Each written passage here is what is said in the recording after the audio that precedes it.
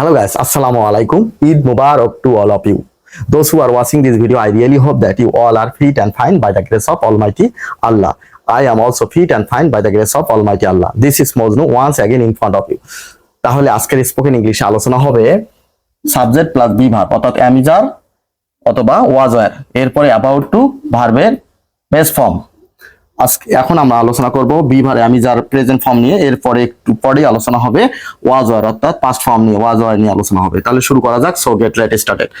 I am about to, তাহলে am is are about to, am about to, is about to, are about to, এরপরে two এর পরে ভার্বের base form বসিয়ে দিয়ে অসংখ্য বাক্য আমরা তৈরি করতে পারবো। এগুলোর অর্থ কি রকম দেয় তা নিয়ে আলোচনা করব। I am about to go, আমি এক্ষুনি যাব, আমি এক্ষুনি লিখবো, রাইট লেখা, তাহলে I am about to write, আমি এক্ষুনি লিখবো। I am about to eat, আমি এক্ষুনি খাবো। I am about to talk, আমি এক্ষুনি কথা বলবো। I am about to learn, L-E-A-R-N, learn, আমি এখনই শিখবো। আমি যদি আরো দেই লার্ন ইংলিশ, আমি এখন ইংরেজি শিখবো। তারপরে বলতে পারি I am about to walk, আমি এখনই হাঁটবো। I am about to come, আমি এখনই আসবো। I am about to discuss, আমি এখনই আলোচনা করব। ডিসকাস অর্থ আলোচনা করা। I am about to call you, আমি এখনই তোমাকে কল করব।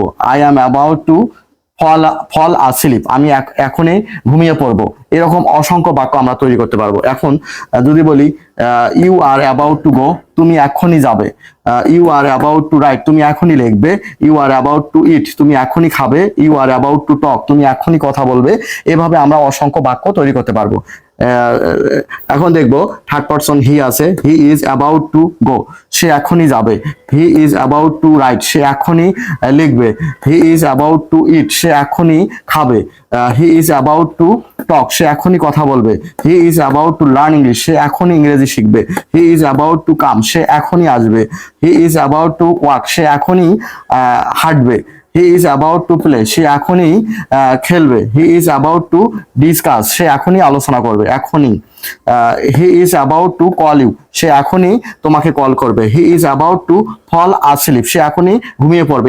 এভাবে অসংখ্য বাক্য আমরা তৈরি করতে পারবো। এখন আমরা ওয়াজ অর্থাৎ ওয়াজ ওয়্যার পাস্ট টেন্স নিয়ে আলোচনা করব।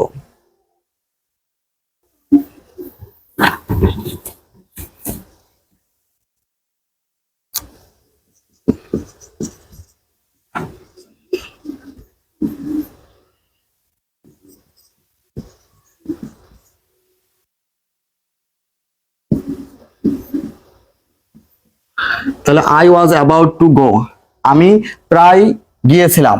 I was about to write, আমি প্রায় লিখেছিলাম। I was about to eat, আমি প্রায় খেয়েছিলাম। I was about to talk, আমি প্রায় কথা বলেছিলাম। I was about to learn English, আমি প্রায় ইংরেজি শিখে ফেলেছিলাম। I was about to come, আমি প্রায় এসেছিলাম। I was about to walk, আমি প্রায় হেঁটেছিলাম। I was about to play, আমি প্রায় খেলেছিলাম। এভাবে অসংখ্য বাক্য আমরা তৈরি করতে পারবো। যদি বলি ইউ ওয়্যার, তাহলে হবে you were about to go, তুমি প্রায় গিয়েছিলে। You were about to write, তুমি প্রায় লিখে ফেলেছিলে। You were about to eat, তুমি প্রায় খেয়েছিলে। You were about to talk, তুমি প্রায় কথা বলেছিলে। You were about to learn English, তুমি প্রায় ইংরেজি শিখে ফেলেছিলে। You were about to come, তুমি প্রায় এসেছিলে। You were about to walk, তুমি প্রায় হেঁটেছিলে। এভাবে আমরা ভার্বের প্রেজেন্ট ফর্ম বসিয়ে দিয়ে অসংখ্য বাক্য তৈরি করতে পারবো। Thanks for watching this video. আসসালামু আলাইকুম।